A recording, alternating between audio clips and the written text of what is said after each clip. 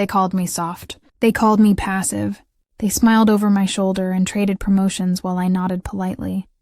The practiced smile of someone who'd learned early how to make herself invisible. My name is Aisha Rahman. I wasn't born into power. I learned how to hold it quietly, like a muscle you train in secret. For 4 years at Halberd Capital, I was the person who smoothed over crises, who stayed until servers blinked back online, who rewrote proposals at midnight and took every blame for delays that weren't mine. They praised my team spirit and handed the spotlight to others. That was their mistake. They equated my calm with weakness. The day they fired me, they made it a spectacle of convenience. The VP called a meeting that smelled faintly of new leather and corporate charm. Whitaker, the CEO with a laugh that sounded rehearsed, introduced the restructuring as if he were handing out party favors. My direct manager, Nina, avoided my eyes, the way people do when they know their betrayal will require more than words. Jessica laughed with a clink of champagne glasses that felt like glass against my ribs. "It's just business, Aisha," Whitaker said, patting the air as though comforting a child. "You'll land on your feet." "Of course she will," Nina added, smiling like a weapon. "You're resilient." They escorted me out with a cardboard box and a faux condolence email sent to staff that evening. The office elevator hummed like a tomb as I pressed the button down, the city glass sliding by in a blur. On the sidewalk I could hear them celebrating, little groups already dissecting who would be promoted into my chair. I didn't storm out. I didn't scream. I walked to the coffee shop across the street and sat with a hot cup between trembling hands, watching the same windows I used to work in. People inside lived in bright shirts and small talk. Outside, air tasted like possibility. They thought they had finished me. What they didn't know was I had been collecting evidence for a very long time. Quiet people have long memories and better filing systems. While they were busy patting each other on the back, I had backed up emails, bookmarked irregularities, documented the odd vendor chains, the late-night payment approvals that never reconciled. I'd held it all like tinder without a spark, waiting for the dry season. That night, I rented a tiny office in a building with thin walls and an espresso machine that cried steam. I taped together a plan on the wall, pieces of paper, color-coded folders, names circled in red. Meridian Consulting, a small consulting shell that would later mean leverage, a few trusted contractors whose loyalty came from fair pay and quiet gratitude. An investor contact I had helped 3 years before. He owed me a favor the way men in suits sometimes do. My plan was not a shouting campaign. It was a slow, quiet pressure, a leak in the hull large enough for water to force the ship's owners to mend or sink. In the weeks after, while the office celebrated my exit with another cake, I did something no one saw. I started calling their vendors. I asked innocuous questions about deliverables. I offered an outside pair of eyes to clean up process inefficiencies. Most companies hand those kinds of calls off to juniors. These vendors answered me because I sounded like someone who knew the industry's language. I knew how to make people trust me, not with honey words, but with true competence that smells faintly of solution and no drama. I became the friendly ghost in their supply chain, a whisper on the other end of a line. I signed NDAs pretending to be a quiet consultant for small fees. I fixed spreadsheets they thought were salvageable. I found the missing invoice that paid out to a shell company with a name that sounded like Italian linen, a name that traced back to a familiar address owned by Whitaker's cousin. I found a pattern. Fast cash moving through the company at odd hours. Approvals signed by the same hand. Nina's, when departures were called. Critical, I found expense. Reports shifted into vendor accounts while client billables sat, uncollected, every night I walked back to my little apartment carrying a small stack of printed pages. I slid them into a locked drawer. I slept in bursts. I ate coffee and ambition. The idea wasn't to ruin them overnight. It was to create a map where investors and auditors would inevitably walk. On a rainy Thursday, An anonymous tip I fed to a mid-sized client, the one whose migration had been bungled by Halberd, prompted them to call their legal counsel. The counsel asked questions that, in turn, asked other questions. The investor who owed me a favor read the first email and didn't laugh. He arranged for a discreet forensic review. Suddenly, the air on the other side of the city's glass towers tasted like panic. They still didn't suspect me. They had built a narrative that I was too small to move the scales. They called my disappearance quiet dignity, and my re-entry as consultant as a minor market fluke. One night, as the city hummed and rain chased light down the boulevard, an unmarked envelope slid under my door. Inside, a single line of type. Be careful. You're poking a hornet's nest.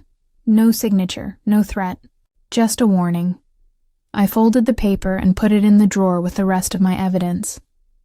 Hornets buzzed. Good. Hornets swarmed and the nest would inevitably tear open. I wanted the swarm. I wanted them to feel the sting they had given me. Cliffhanger. The next morning, Halberd woke up to an email on an internal thread. A client's account flagged large, unauthorized transfers. It was only the beginning. The tide was turning.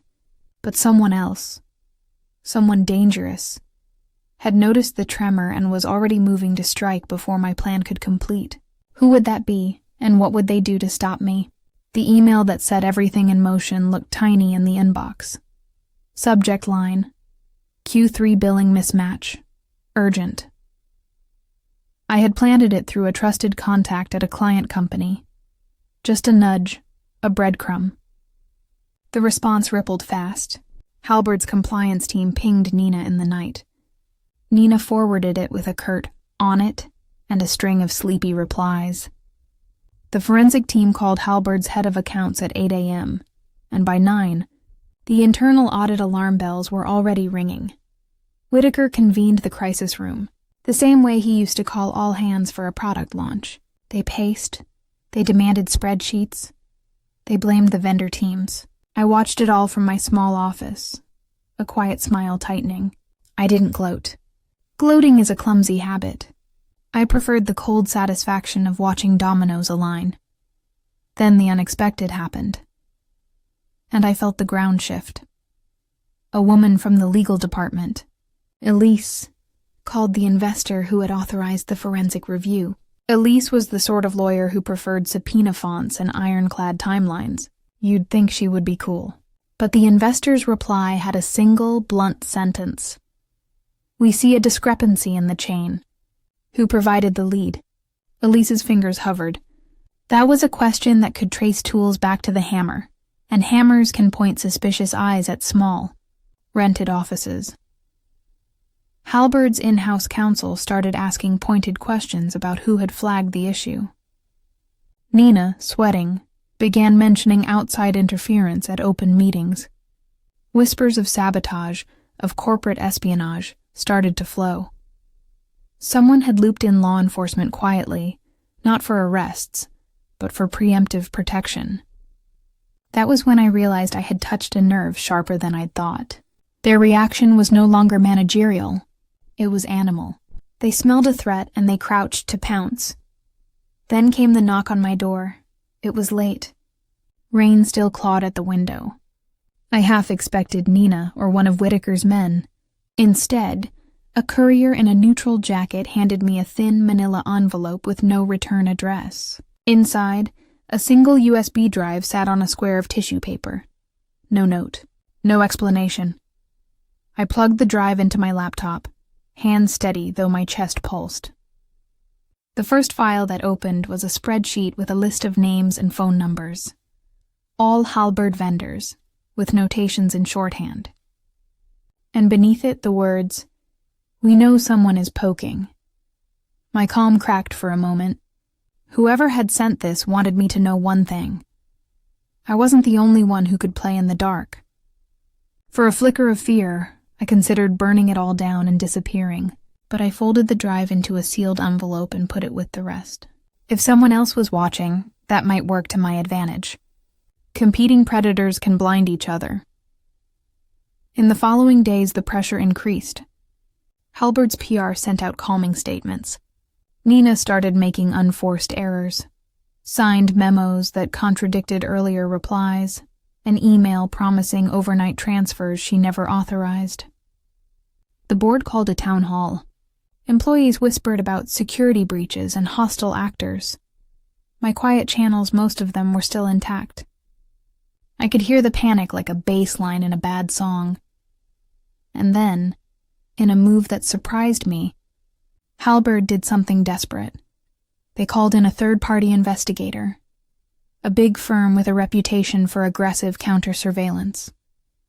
Not because they thought I was the culprit. They hadn't traced anything yet, but because they wanted to show strength. This was public theater. Bring the cavalry, and perhaps the crowd will forget the wound. I expected them to come after me, accuse me publicly of sabotage. I was ready for that. I had layers of cover, but the first person they interviewed was not me. They interviewed the investor I had used. They asked him the origin of the leak, his motivation, his contacts. The investor told the truth. He'd been tipped by an industry contact. He mentioned my name in a casual aside. A consultant we worked with, he said. He didn't name me outright as a saboteur, but he had given them a direction to hunt. Their next move was sharper. They issued a narrow subpoena to Meridian Consulting, my shell, based on a minor clause in a service contract I had signed a month earlier. The investigators wanted logs, IP addresses, and bank transfers. I had done my homework. Meridian's legal entities were clean, but subpoenas make people nervous, and nerves cause mistakes. The first mistake came not from me, but from within Halberd. Nina, under pressure, forwarded a sensitive vendor invoice to an external vendor without the redaction standard we had used for years. In that file, a name surfaced, an accountant who, through a chain of shell companies, had been funneling money. The accountant's signature was nearly identical to a known alias Whitaker used in old filings. The thread pointed at a domestic shell whose bank account was linked to people with close ties to the Halberd CEO's inner circle. I sat in my small office reading the PDF with my mouth slightly open, feeling the cold thrill of confirmation. This was the map I needed, and now the hunters were chasing the wrong rabbit. But the game was changing. A new card had been played. The anonymous USB, the third-party investigators, the subpoena. Someone was escalating, and that frightened me. Not because my plan would fail, but because escalation brings collateral damage. Innocents get pulled under with sharks in the water. Cliffhanger. That night, when I returned to my apartment, the stairwell lights were off. The building smelled of disinfectant. In the corner by my door sat a bouquet of white lilies, and a single Polaroid pinned to the stems. The photo showed my little office, lights on, papers across the desk. In front of the desk, a shadowed figure stood facing the camera. On the back, in a handwriting I recognized only too well, were 3 words: "We watch." Who else was following my moves, and would they protect me or use me as bait? The lilies stayed in my apartment for 3 days. Every time I passed them, their sweet perfume made my stomach knot. Flowers are supposed to mean affection or mourning, but these weren't a gift. They were a warning, a mark. The Polaroid pinned to the stems showed my office with a figure standing in shadow, face obscured. That detail haunted me more than anything. Whoever left it wanted me to know they'd been inside my space, close enough to breathe my air, to sift through my secrets. I carried the photo in my jacket pocket for days, rubbing the paper edges like a charm, like if I handled it enough the truth would seep out. But I didn't stop moving. If someone was watching, the only way to survive was forward. Keep pressing the plan until it grew too big for anyone to cover up. Halberd was unraveling faster than I'd anticipated. Investors whispered behind closed doors. Clients started pulling contracts. Every week, more inconsistencies emerged. Padded expenses, double-billed hours, and phantom projects with no delivery. The cracks widened, and through them leaked Whitaker's empire. Nina, once the golden lieutenant, was now the company's scapegoat. I knew she felt the ground shifting beneath her. I saw it in her eyes the first time she called me after weeks of silence. Yes, she called me. Aisha, it's me. Her voice was brittle, like glass under strain. Can we talk? Off the record? I let the silence stretch. Hearing her voice churned up every memory. Her smiling at my desk the day I was fired. Her carefully rehearsed lines about resilience. I wanted to hang up, but curiosity won. 5 minutes, I said flatly. That's all. We met in a crowded cafe, the kind of place where conversations drowned in the hum of espresso machines and clattering cups. She looked smaller than I remembered, dark circles etched under her eyes. Her hands shook as she stirred tea she didn't drink. They're going to hang me out to dry, she whispered, leaning forward. Whitaker's covering his tracks, but I know what's going on. I have files, emails. I don't know who to trust. I studied her. Was this guilt, fear, or another performance? Nina was good at playing both sides. I had been on the receiving end of her games long enough. You're only talking to me because you think I'm useful, I said. Her lips pressed tight. She didn't deny it. But then she slid a flash drive across the table, small enough to fit in the palm of my hand. Take it, insurance, if something happens to me. She trailed off, eyes darting to the door. You'll know why. I pocketed the drive without promising anything. Trust wasn't a luxury I could afford, but later that night, when I plugged it in, I felt my breath catch. Dozens of emails, spreadsheets, contracts, evidence tying Whitaker to offshore accounts, dummy corporations, and a bribery ring that stretched farther than I'd imagined. Nina had been in deeper than I thought, but she hadn't been running the show. She was just a pawn protecting her king. The question was, why hand it to me? That same night, I received another envelope under my office door. No flowers this time. Just a single note in that same jagged handwriting. She's not your ally. The war was no longer just against Halberd. Someone else was orchestrating moves in the dark. Someone who knew where I lived, what I knew, and who I met. And I had no idea if they were protecting me, threatening me, or playing me into checkmate cliffhanger. The next morning, I woke to news reports flashing across the screen. Halberd Capital under federal investigation. CFO subpoenaed. The storm I'd created had reached the press. But who had leaked it? Me, Nina, or the faceless watcher leaving lilies and notes in my apartment? The media firestorm spread faster than wildfire. Headlines screamed across every financial blog. Embezzlement, fraud, shell companies. Investors bailed in droves, clients severed contracts, and Whitaker's rehearsed laughter turned into clipped press statements. Halberd's gleaming glass tower suddenly looked less like a fortress and more like a coffin. I should have been celebrating. This was exactly what I had worked for, but the victory tasted sour, because I knew I wasn't the only hand feeding the flames. Someone had jumped ahead of me, pushing evidence into the light before I was ready. The question clawed at me. Was it Nina, or the ghost who'd left me lilies? 3 nights later, I found out.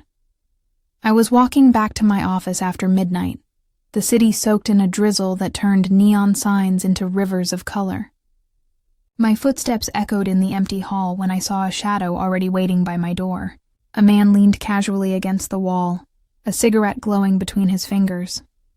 His suit was expensive, but rumpled, like he'd been wearing it for days. "You're harder to find than I expected," he said, exhaling smoke. But worth the effort. I froze. My hand itched toward the pepper spray in my bag. "Who are you?" He smiled faintly, but his eyes didn't. "Let's just say I represent parties who don't appreciate Whitaker's brand of accounting, and they've noticed your little crusade." He flicked the cigarette to the floor, grinding it under polished shoes. Impressive work, by the way. Quiet. Surgical. My throat tightened. The notes. The flowers. That was you. Consider them. Nudges, he said smoothly. Warnings to keep you alive. Whitaker isn't a man who takes kindly to being exposed. He's dangerous when cornered. I hated how calm he sounded. Like a predator explaining the rules of the hunt to its prey. What do you want from me? I asked, voice sharp. Simple. Finish what you started. Push harder. Destroy him. His eyes gleamed. We'll clean up the mess after. And if I don't? His smile widened just enough to be chilling. Then you'll be the one buried with him. That night I barely slept. His words replayed in my head. Not a request, a command. Whoever he worked for, they weren't the law. They were bigger, darker, and possibly more dangerous than Whitaker himself. But part of me couldn't deny the truth. They needed me, because I was the only one inside the game board who still knew where the pieces moved. And if I was smart enough, maybe I could turn both Whitaker and this faceless ally against each other. The next morning, Halberd's offices were swarming with investigators. Employees carried out boxes of shredded paper and half-hidden hard drives. Reporters camped outside the glass tower. And in the middle of it all, Whitaker walked out with his perfect suit and plastic grin, shaking hands like a politician. He was still standing. Still pretending he had control. But I knew his empire was bleeding from within. And with Nina's drive in my possession, I now had the dagger to plunge it deeper. Cliffhanger. As I studied the files again, one name kept appearing. Cobalt Holdings. A shell corporation tied to millions in missing funds. Buried in the contracts, one signature froze my blood. Not Whitaker's, not Nina's. But mine. Forged. Someone had already set me up as the fall guy in my own war. I stared at the document on my laptop screen until my vision blurred. The signature, my name, flowed in neat black ink across a contract I had never seen. It wasn't just a copy and paste forgery. Whoever did it had studied my handwriting, my pen strokes, the slight tilt I made on my capital A. It was me, and yet, not me. They hadn't just set Whitaker up for exposure. They'd built an escape hatch for him, and I was the parachute. If the investigation kept digging, I would be the one dragged in chains. My fingers trembled as I scrolled through more files. Dozens of contracts, invoices, transfers, each neatly pinned with my forged approval. Millions funneled through Cobalt Holdings, all tied back to my name. It was elegant, brutal, and terrifying. I didn't leave my apartment that night. Instead, I paced in circles, my mind a storm of options and paranoia. Who could have done this? Whitaker, the Shadow Man, or Nina playing the ultimate long game? I kept hearing his voice from the hallway. Finish what you started. Destroy him. What if the plan wasn't to help me bring Whitaker down, but to burn me alongside him? By dawn, I'd made a decision. I couldn't just react anymore. I had to go on the offensive. To survive this, I needed to know who was behind the curtain. The opportunity came faster than expected. Nina called again. Her voice was more frantic this time, brittle like it was splintering under pressure. They've turned on me, Aisha. I need out. Please, you have to help me. Part of me wanted to slam the phone down, but I forced my voice steady. Where are you? She gave me an address, a boutique hotel downtown. My pulse spiked. It felt like bait, but bait could work both ways. I arrived late, slipping into the lobby with a hood over my head. Nina was there, hunched in an armchair, sunglasses on despite the dim light. When she saw me, relief washed over her face, but behind it, there was fear. They know I gave you the files, she whispered. Whitaker's people, they'll kill me if I don't disappear. I leaned closer, lowering my voice. Why hand them to me in the first place? You could have buried it all. Her hands twisted the strap of her bag. Because you were the only one he underestimated. You were invisible, disposable. I thought you'd use it. And maybe we'd both survive. Her words hung in the air, sharp with desperation. For a moment, I almost believed her. Almost. But then she said something that froze my blood. They forged my name too, on the early contracts, but I saw the drafts before they finalized them. Aisha, the signatures. They weren't Whitaker's style. I leaned in. Then whose? Her lips parted. But before she could answer, the fire alarm blared. The lobby filled with shrill noise, flashing lights. Guests poured toward the exits in confusion. Nina's eyes went wide. "We have to go!" I grabbed her arm, but she yanked free. In the chaos, I lost sight of her. And then I saw him. The shadow man, standing at the far end of the lobby, cigarette dangling from his fingers. He didn't move toward me. He just watched through the haze of alarm lights, smoke curling around him. And then, almost casually, he lifted a lighter. My heart stopped as I realized it wasn't a fire drill. The sprinklers exploded to life, showering us in freezing water. Screams rose as the crowd surged harder toward the doors. I was shoved out into the night, coughing in the rain and sprinkler mist, searching for Nina, but she was gone. So was he, cliffhanger. Later that night, I received a text from an unknown number. "She's already chosen a side. Yours, isn't it? Sleep was impossible." The forged documents, Nina's half-confession, the shadow man's fire. It all swirled into one relentless storm. Every move I made, someone else was already 3 steps ahead. I kept returning to the files. Cobalt Holdings, the contracts, my fake signature. If I couldn't stop the trap, maybe I could redirect it. I stayed up until dawn tracing connections. Cobalt wasn't a ghost company. It had a physical address listed in the registry. Just a P.O. box in a glass skyscraper. But it was something. By 8 a.m., I was standing in that skyscraper lobby, drenched in adrenaline and coffee. The receptionist barely glanced at me as I asked for Cobalt Holdings. "Suite 1904, she said. The elevator ride up felt endless. When the door slid open, I expected offices, secretaries, maybe lawyers. But Suite 1904 wasn't an office at all. It was empty. Bare floors, bare walls, just a folding chair in the middle of the room. And on it, an envelope with my name. Hands shaking, I opened it. Inside was a single sheet of paper. "You're learning fast. Too fast. Stop digging, or the fire follows you home." No signature, no clue, just the echo of my own breathing in that hollow room. But there was something else. At the bottom of the page, faint, almost invisible, an embossed logo. Not Cobalt Holdings, Whitaker's personal crest. The bastard had left me a breadcrumb. That afternoon, I walked into Halberd Capital's lobby like I still belonged there. Security tried to stop me, but I waved a folder of fabricated credentials. "Legal counsel," I snapped, and the guard faltered.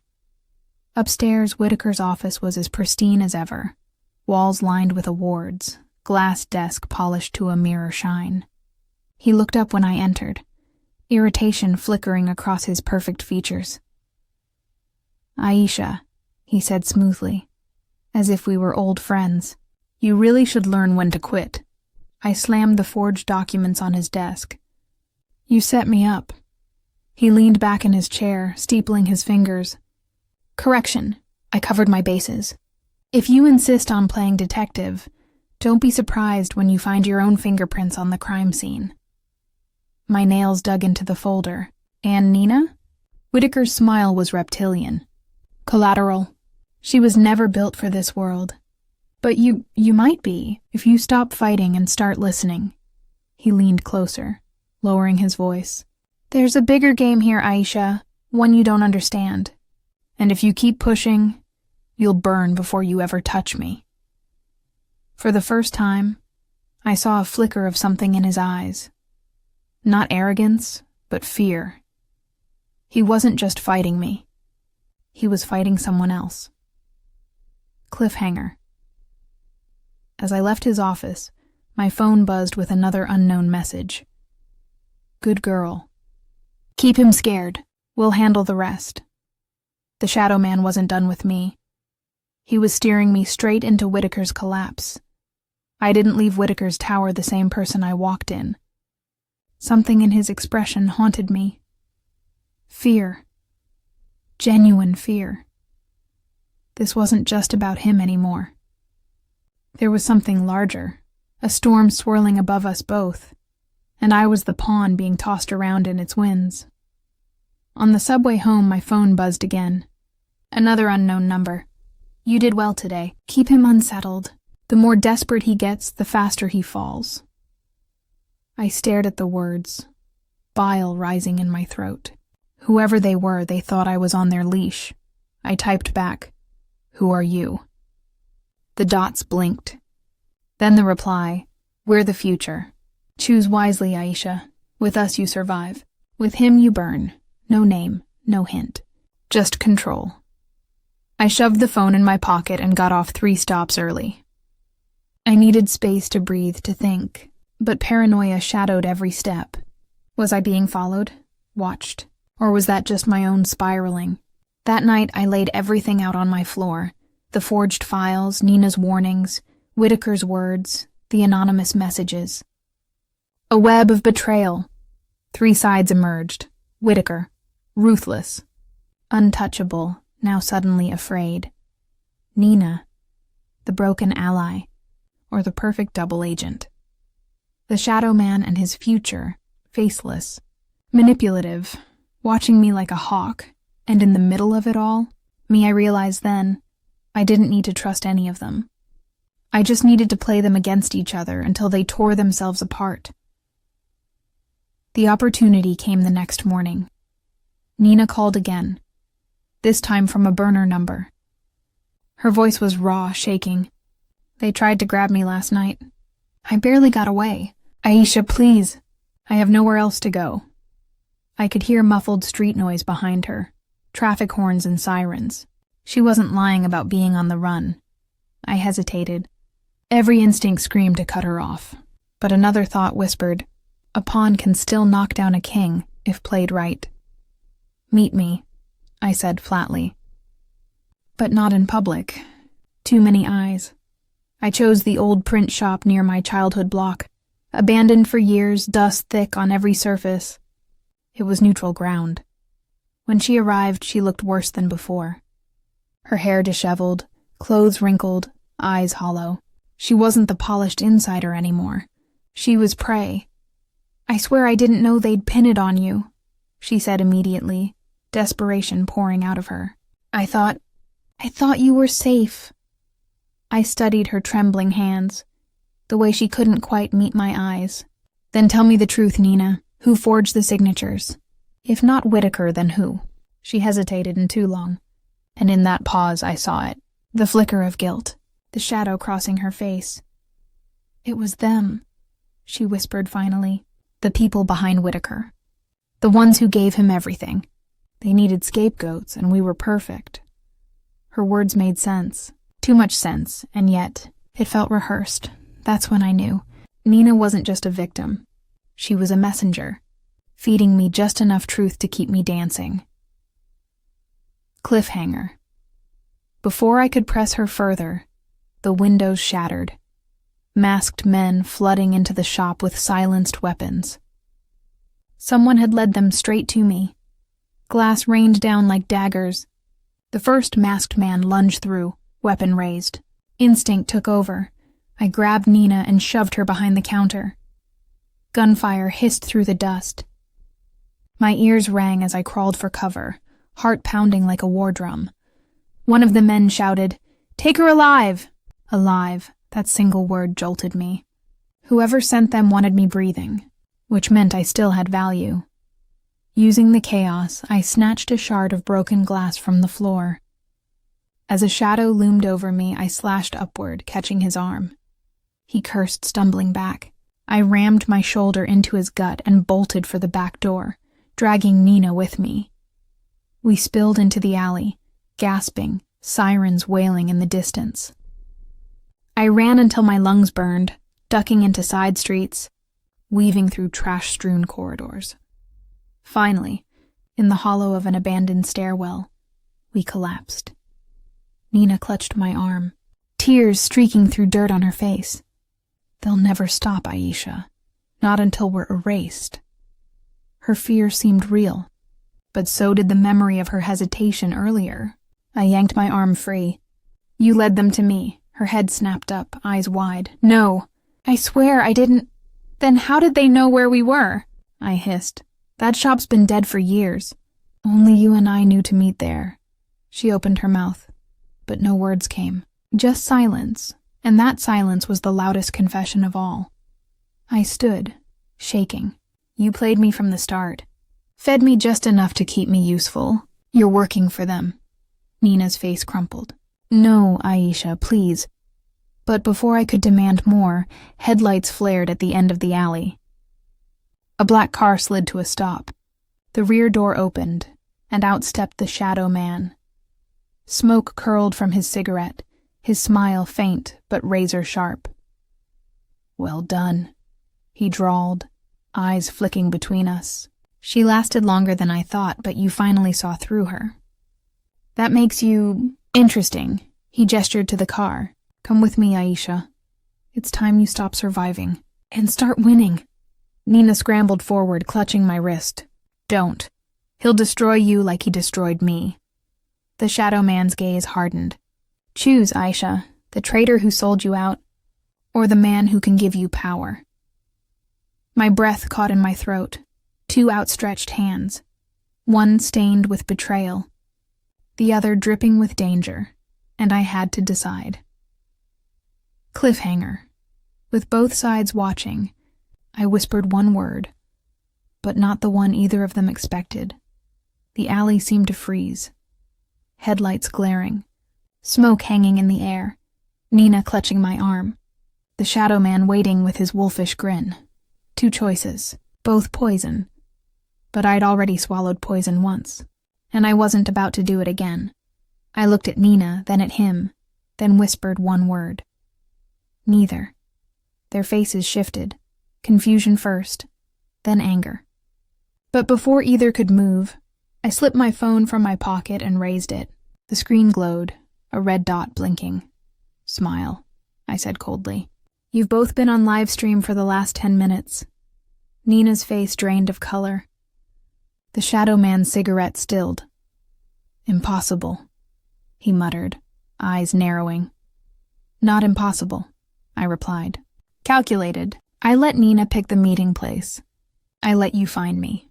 And while you thought you were pulling my strings, I was feeding everything, every word, every threat, every gunshot, straight to the public.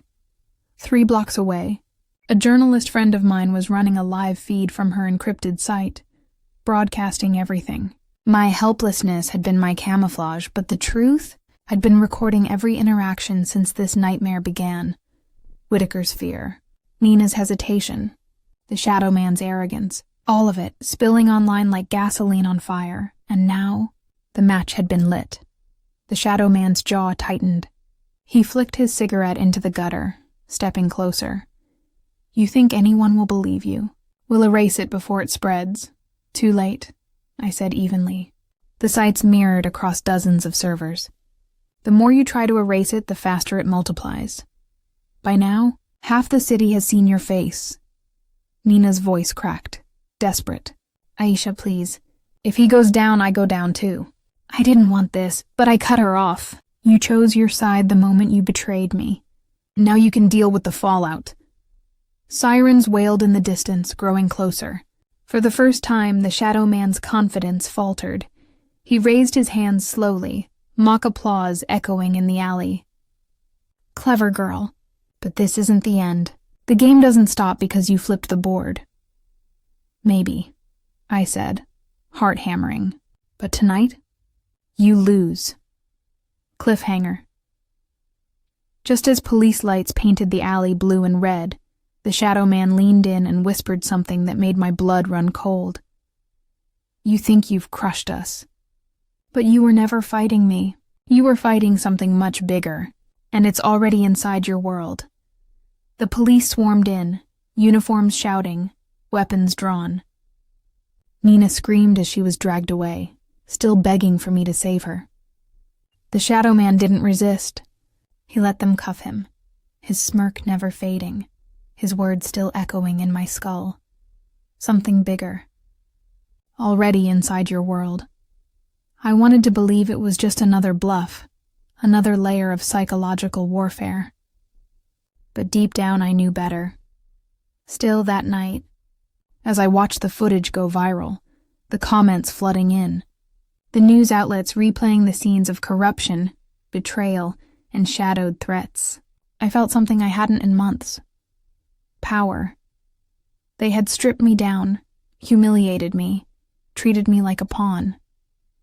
But by staying silent, by letting them underestimate me, I had gathered every piece of their cruelty and built a weapon they couldn't see until it was too late. My helplessness had been my greatest disguise. And when I struck, it was devastating. Days passed. Whitaker was forced into sudden retirement. Investigations bloomed like wildfires across the city. The faceless organization that had backed him scrambled to hide. But every file, every word, every shadow was now dragged into the light. And me? I didn't just survive. I rose. A new firm approached me, not to bury me, but to lead them. They wanted my mind, my resilience, my story. On the day I walked into their glass tower as director of strategy, the whispers followed me. Some in awe, some in fear. They thought she was finished. They thought she was weak. They thought she was helpless. And every time I heard it, I smiled. Because they didn't know the truth. I wasn't helpless. I was patient. I wasn't powerless. I was quiet. And in silence, I built the storm that crushed them all. That night, I stood by my office window, city lights glittering below, the hum of new beginnings thrumming in my chest. My phone buzzed. "One new message, unknown number. You played your part well. But the game isn't over. The board is bigger than you imagine." I stared at the screen, pulse quickening. For a moment, fear tried to creep in again, but then I remembered who I was now. Not a pawn. Not prey. I typed back 3 words, steady and unshaken. Let them come. The end.